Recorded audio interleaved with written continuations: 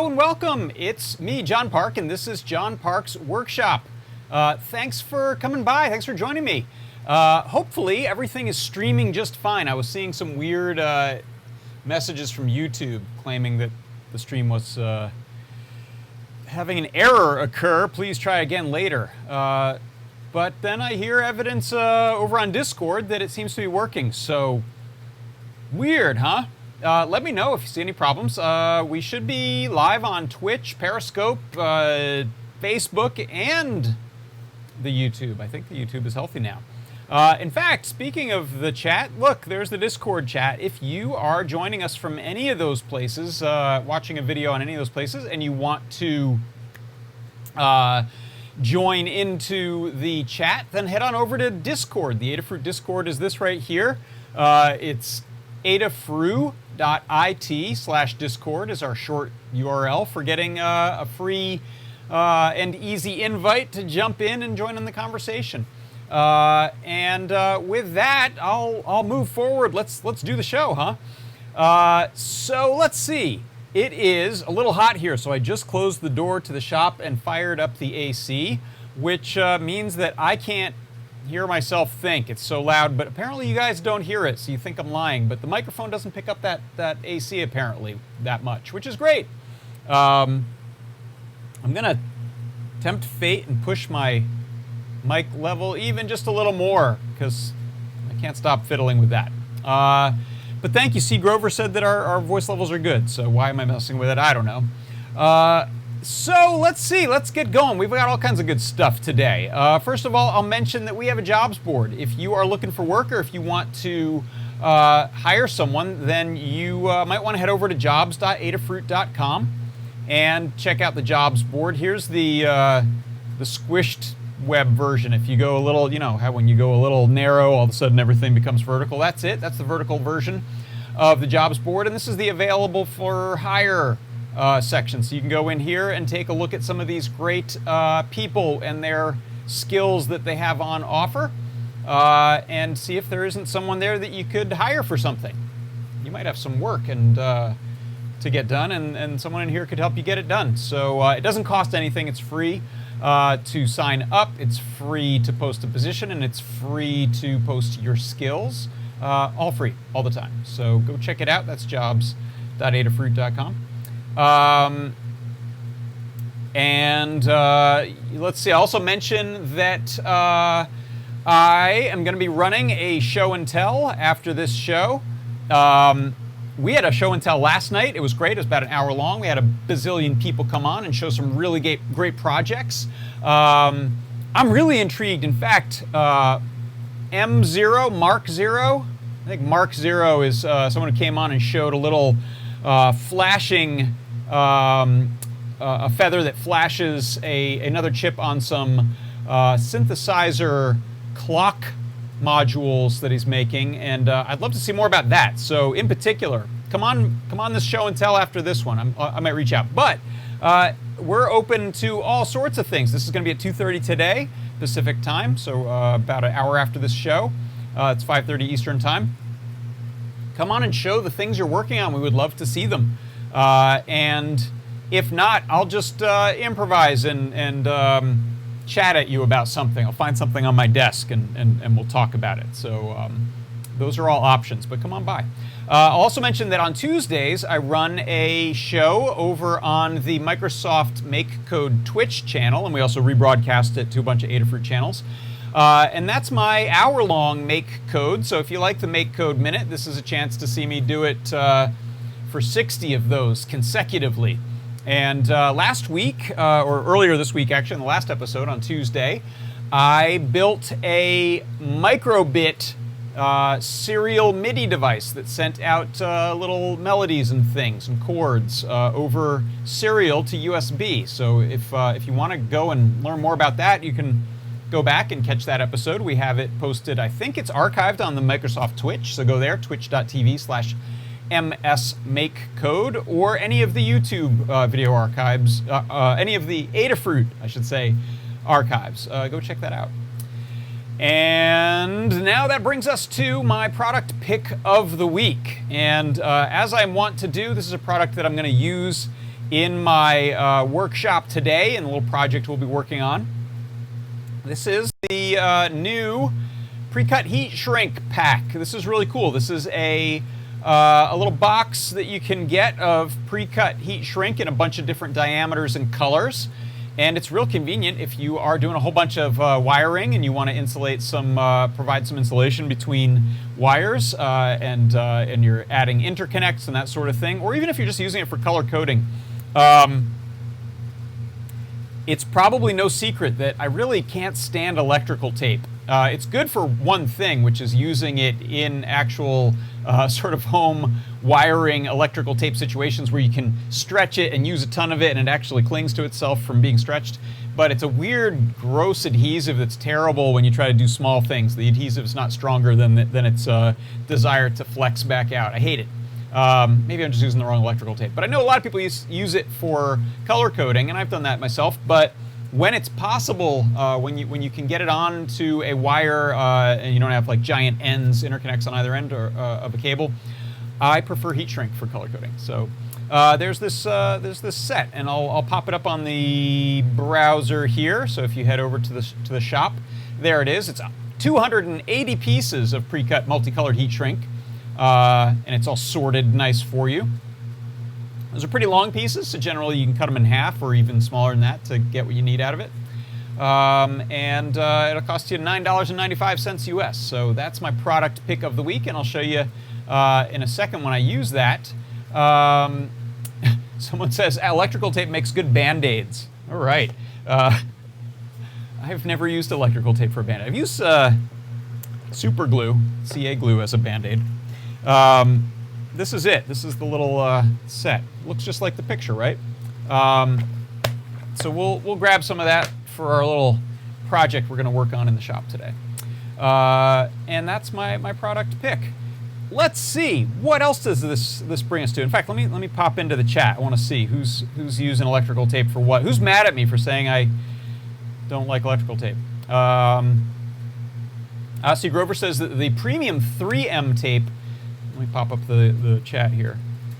The premium 3M electrical tape doesn't have the thermal creep or aging issues. It's spendy stuff. Yeah, you know what? I have a roll still of some electrical tape that my dad gave me probably over 30 years ago, and it's still good. So that was some good stuff, whatever brand that was. I should check.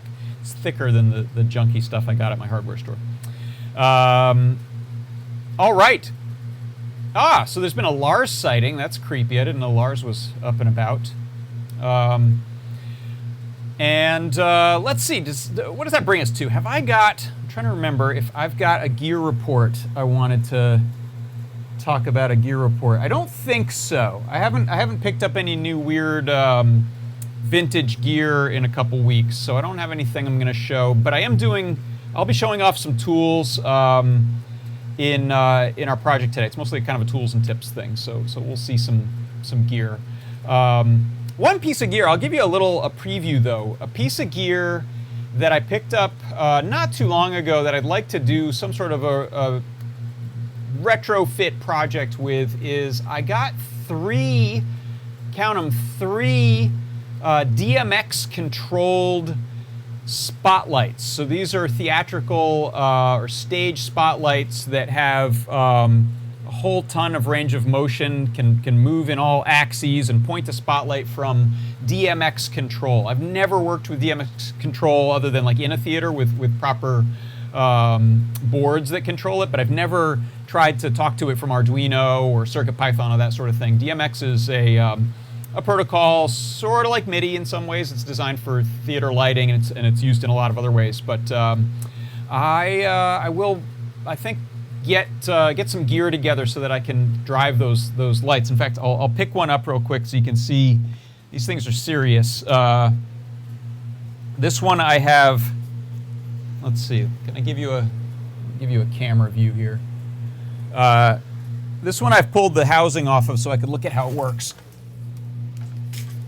That right there, that's a pretty serious light. I have a couple of those and a spot as well as a wash, and those have controls for changing out things like the...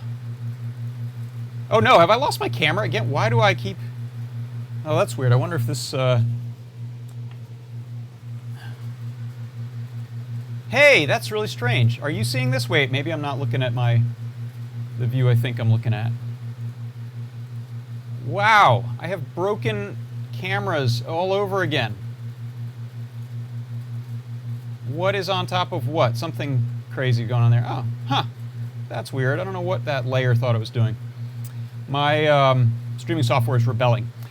Anyway, yeah, those lights can do change out different gobos and filters, so patterns and color gels, and all with small motors, small steppers for the most part. So lots of cool stuff in there that I'm going to play with. So that's a mini gear report, but I need to learn some stuff about DMX. So if anyone in the chat has experience with DMX and wants to provide some guidance of some Arduino shields to get, or things to cobble together and attach to a feather, that sort of thing. Maybe USB based, maybe not. That's what I'm up to. All right, now let's see. How about we dive into the Make Code Minute.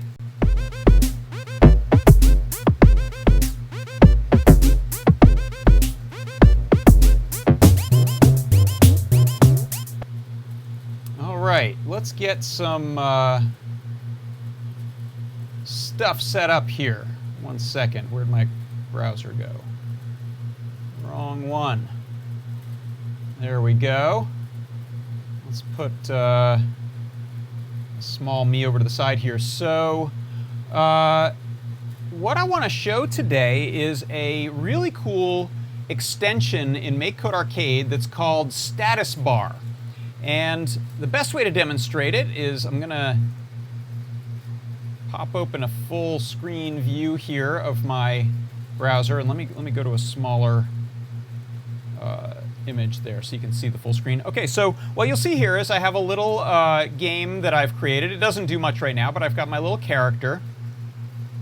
I've got an evil slug over here, or snail, or hermit crab. I don't know what that guy is. I've got a computer, and I've got a little rug here. It looks kind of like a bed. And what you'll notice is that my character has a little hit point counter on top of her head.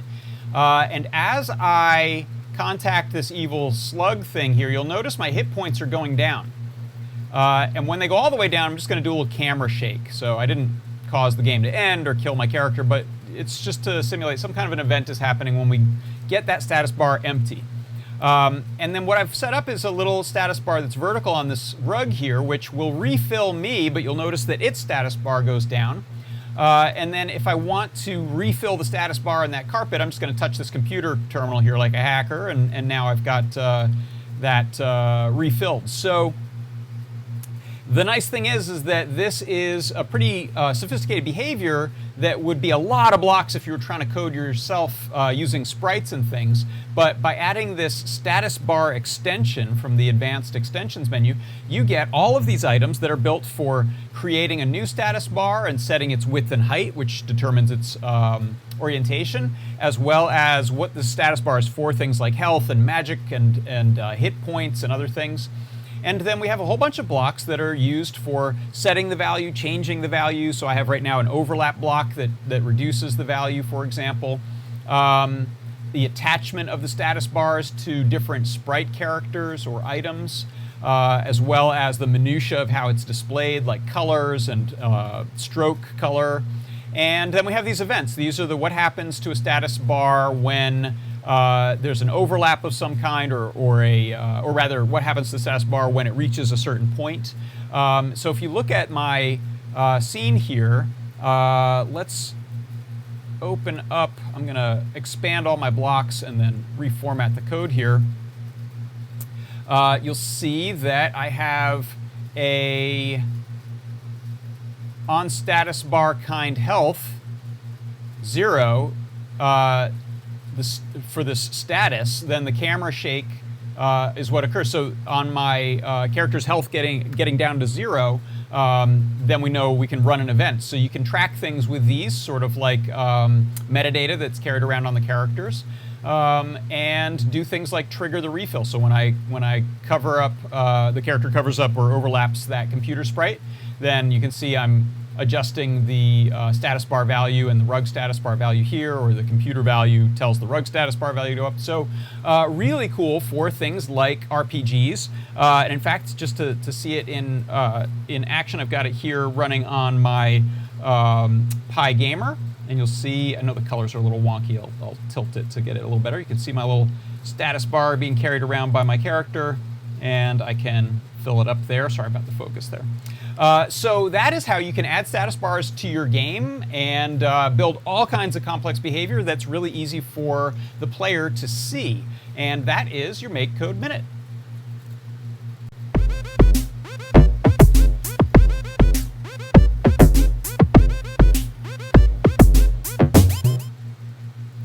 And I will say big props to Joey on the MakeCode team who created that. And there's a great post in arcade channel of the MakeCode forums. That's forum.makecode.com. This actually came out in April, towards the end of April, but I hadn't had a chance to check it out yet. Joey has a really great post that talks all about every little block and how it works sort of in groupings of blocks. So really nicely done, very helpful if you're making games inside of MakeCode, or even if you're doing non-game things. It's really nice to have easy little bit of code wrapped up in these blocks that can give you different statuses of things. So yeah, and I haven't tried it yet with things like it'd be interesting to use things like a light sensor or a tilt sensor and use those little bars to show those events. So I'm a big fan of using MakeCode Arcade as non-game stuff as much as game stuff. And let's see, before we move on, let me pop back into the chat because there's usually interesting things going on there that I then only see later. Let's see. Some people are blaming Lars for my camera difficulties. It may be. I brought this on myself, probably.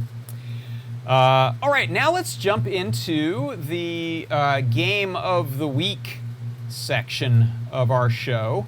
So I'm gonna, in 1 second, I'm gonna bring up a different browser window here.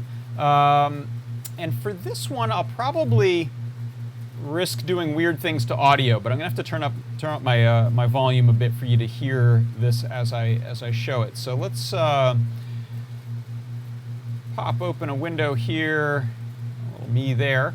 And I can move this over so you can see it a little better. So this game pick of the week is called Piano Tiles. Twinkle Twinkle Little Star version 1.1 is the one I'm looking at. Again, this is from forum.makecode.com. And if you look at this, it is essentially a rhythm action game, like a Guitar Hero, that type of game, Rockstar, similar in some ways to some of the dance games like Dance Dance Revolution, in that when you play it, you're going to see arrow keys descending that represent what you have to do to make the current proper note play. So it's all about timing. And what I'll do is I'm going to turn up the volume here. Hopefully echo isn't too bad. And play this.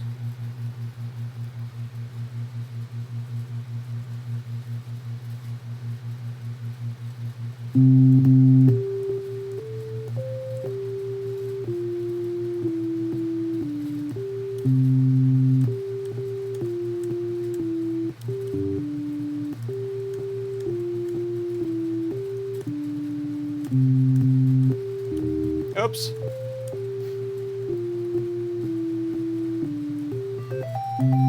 All right. And then it continues, so you can, let me stop the game there, so you can try to get your high score as you go through there. So you'll see I actually did pretty well, except for one case where it was the same note, I knew that, and so I stopped paying attention and just pressed the same letter twice in a row. Hopefully you heard that. I'm going to check in on the chat. Could you hear the gameplay?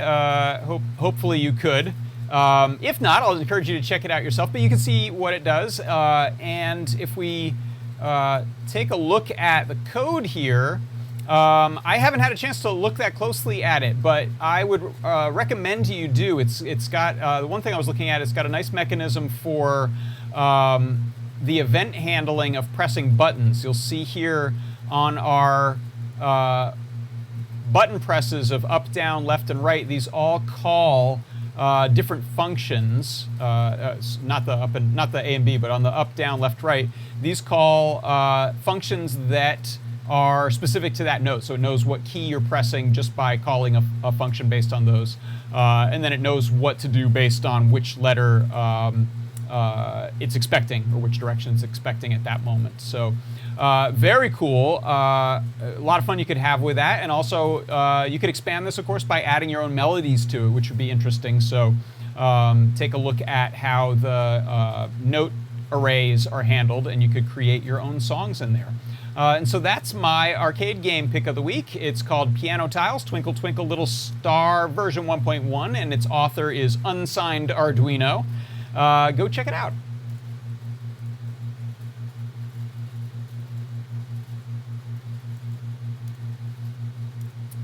All right, let's see. I think that covers a bunch of our stuff I wanted to do before we get into the project itself. And so what I want to do is build something on the show. I often don't, because we don't have enough time to do a full build from beginning to scratch, but today we kind of do. So let me show off. I'll head over. Hopefully the camera will be kind to me, the camera switching. So I'm going to preset it over here, and let me step over to the workbench. And I showed this off last night on the Adafruit show and tell. You know, let me turn one more light on just to help you see a little better. There.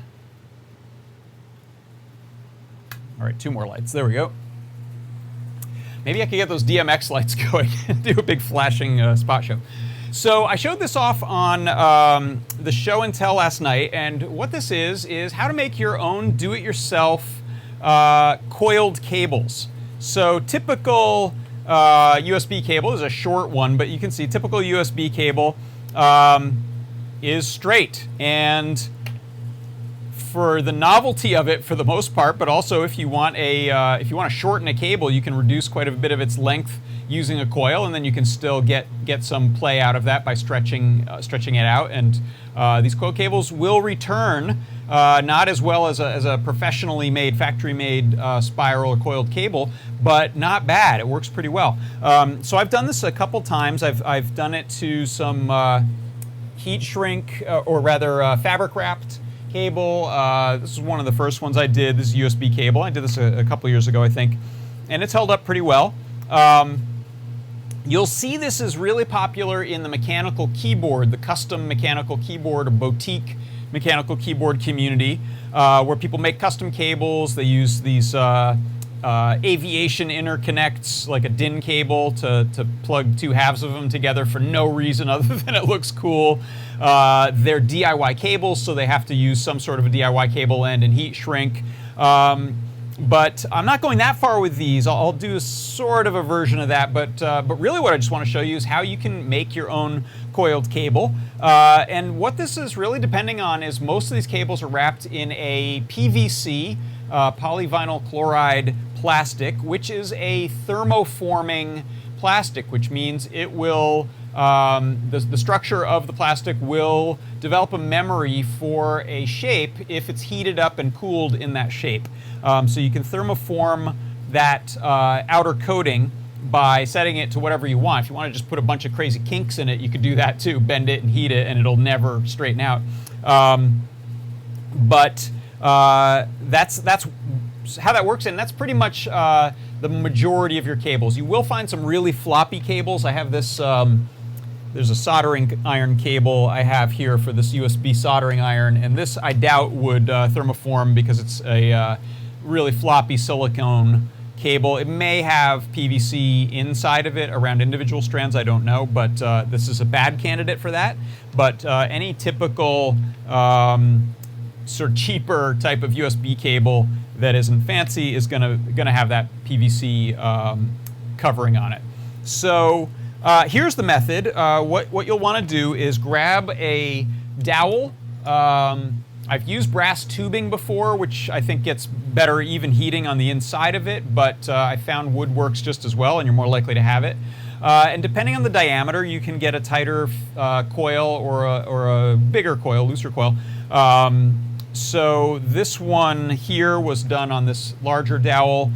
This new one I did last night was on this smaller dowel, and I like the look of that one a lot, so that's how I'm going to do that. So let's zoom out just a little bit. And here you can see this is a good example of why you'd use this. I have this little, remember my little keybow keypad that I made with Itsy Bitsy. I just wanted that plugged a short distance into a hub on my desktop and to set this next to my keyboard. And so this gives it a kind of a nice look. It also tends to not get as sort of messy as these straight cables. I find that these are a little easier to keep from getting tangled up in each other. Maybe that's counterintuitive, but I found that to be the case. So here's how we'll do one. I'll use this short. Let's see. That feels like maybe that's a good candidate plastic wise. Let me just make sure I don't have a better. Yeah, this might be a better one.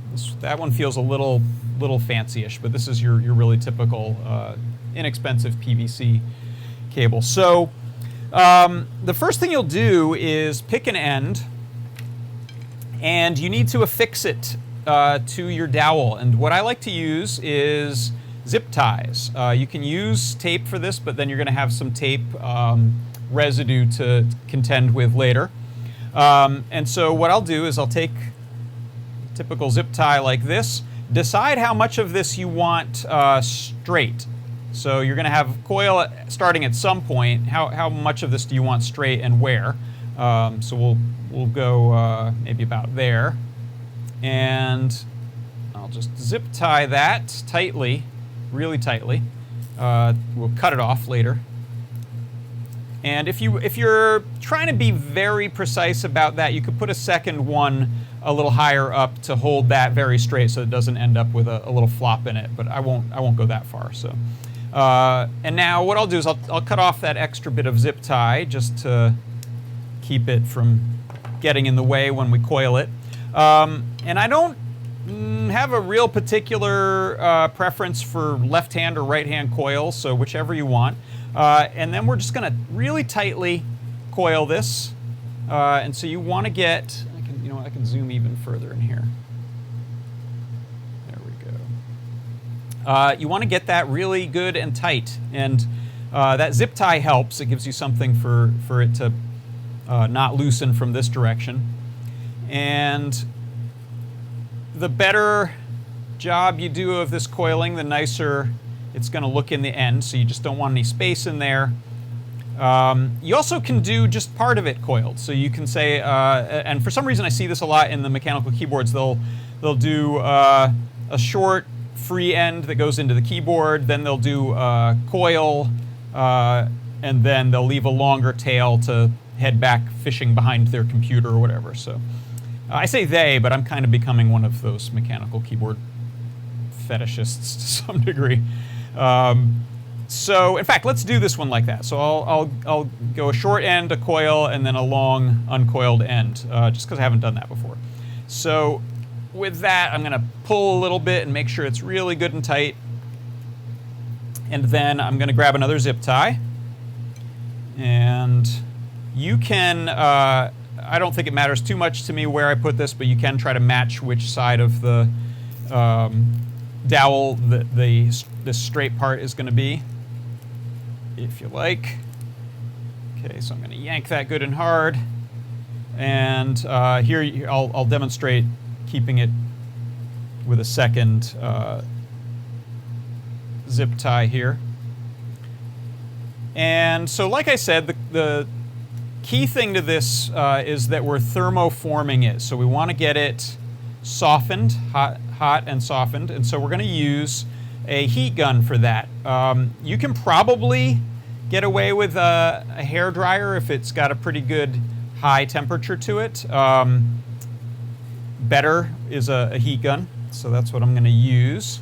And this can be just an inexpensive heat gun from the hardware store, like this type here.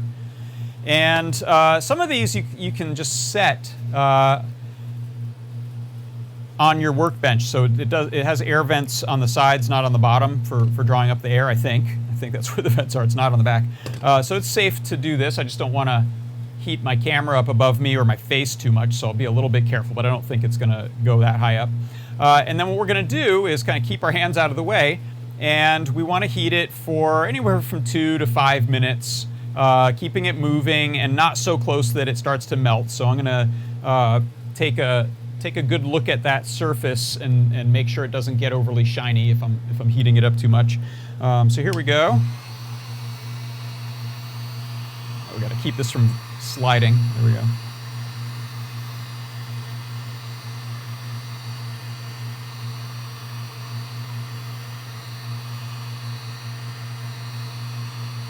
It's good to do this in a ventilated area because the fumes are not super healthy coming off of PVC plastic when it gets hot. Don't burn it.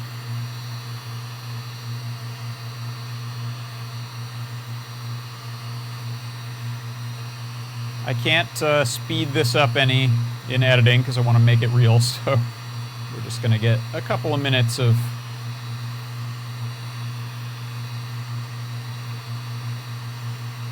and you can see you could batch this up if you had a few to do on a long dowel or a series of them.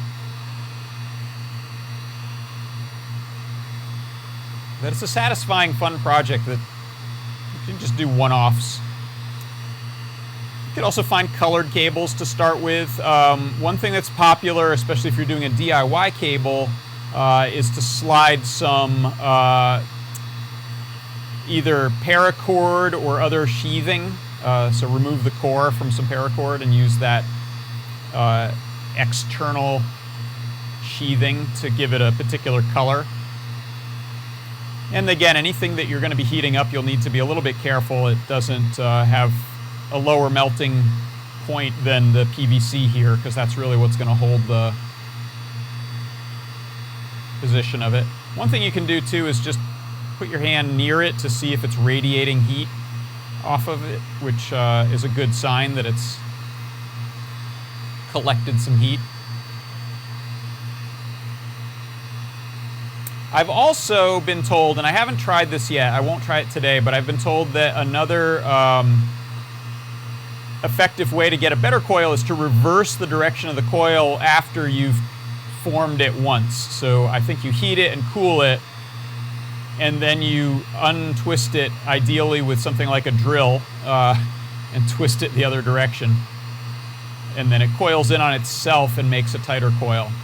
I feel like that is going to make a mess when I try to do it, but everyone swears by it. So.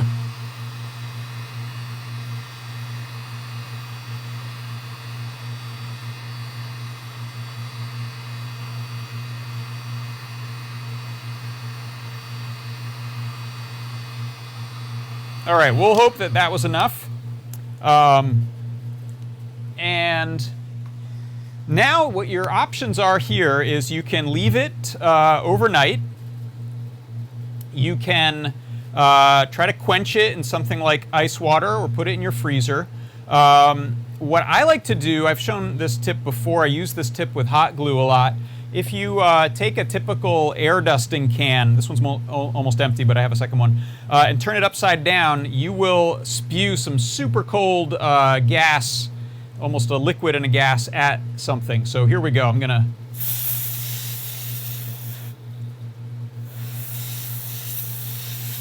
cool this off super quick, like you might even see some frost developing there.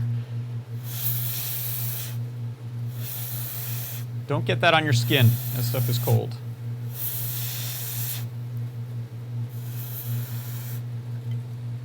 Okay. That feels very cold. Yeah, I don't feel any residual heat in there, so that's a good sign. So that should have formed. Now, what another thing you can do is go through the process a second time. I've heard that works well to get a really tight coil that returns to its position. You can reheat this, recool it, and go through the process twice. I'm not patient enough for that, so I'm now going to carefully cut off my zip ties.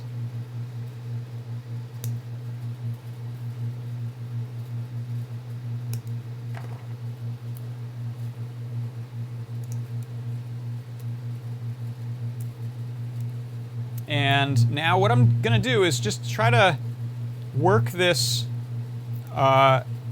coil just a little bit. I don't want to stretch it much, but I do want to separate the coils from their neighbors because they'll kind of stick to each other a little bit. So we're getting it off of the rod here, and we're also stretching it out. Okay, and then we can pull the dowel out. And now we have a super cool, there's some that are stuck together there a little bit. Super cool little custom coil there. I'll zoom out on that just a little bit.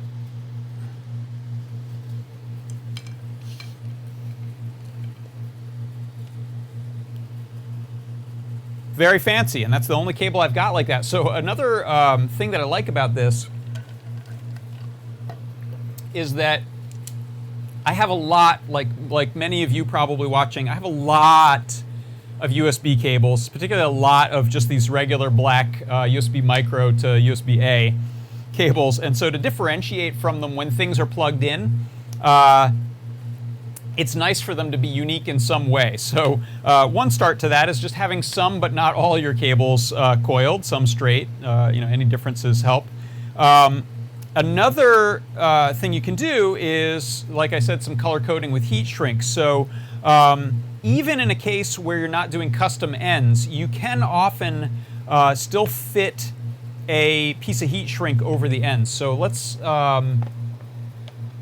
grab, how about blue for this? So this is that heat shrink from that Adafruit pack that I was just mentioning. It's, I think, just about large enough to fit over this end. I don't think it's going to go far up that end, but it will go a little ways up it. So one thing, I should have done this before I coiled it. I forgot that step.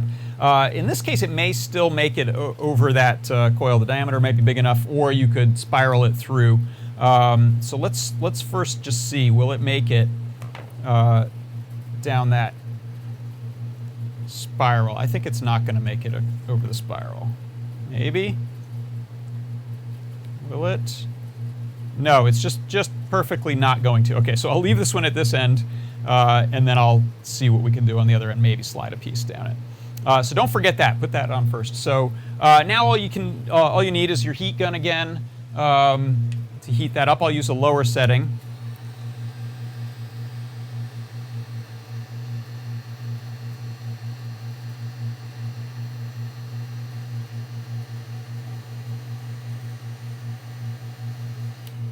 Okay, and then let's see what we can do on this other end. Yeah, I don't think it's going to fit on there.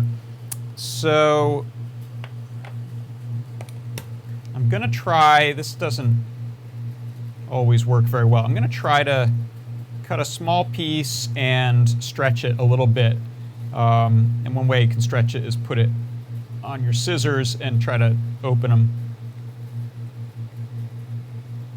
And what I want to do is see if I can stretch it just enough that it'll fit over that coil.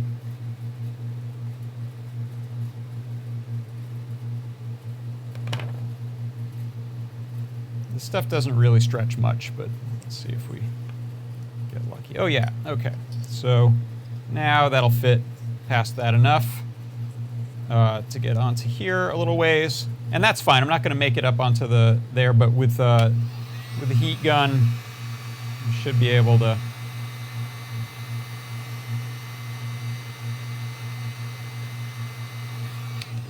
There we go. Now we have a custom cable with some color-coded ends, which is very helpful. And this is this sort of sporty partly coiled, partly not coiled. I don't know why, but there it is.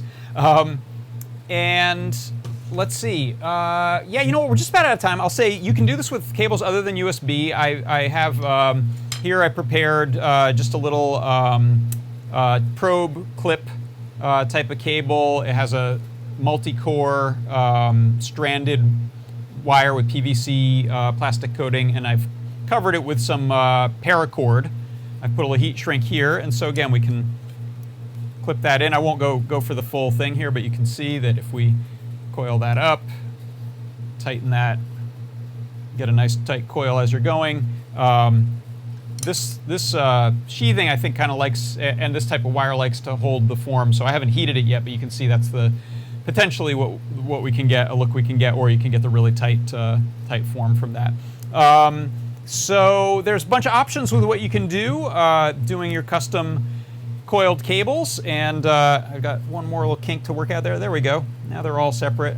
I like that look there, and it reminds me of using the hallway phone or kitchen phone when I was a kid. So there you go, spirally cables.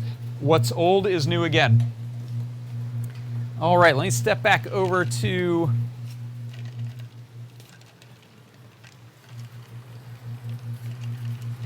the workbench here, and oh good, my cameras are agreeing with me again, which is nice. So let me know if you have any tips or tricks or thoughts about that in the chat. We'll pull up the Discord chat again for a minute before we call it a day. Let's see. Someone said, Station 240 says, that's the nature of heat shrink. Left till last, and then you go, oh, I screwed it up. Yep, all the time. Very, very easy to forget your heat shrink wanted to go on before everything else. All right. Good. Well, thank you all for stopping by and hanging out. I hope you enjoyed that. I will. I didn't do a big project this week because I'm working on preparing for AdaBox. We have AdaBox 15 shipping soon, so I'm busy at work on some AdaBox related things.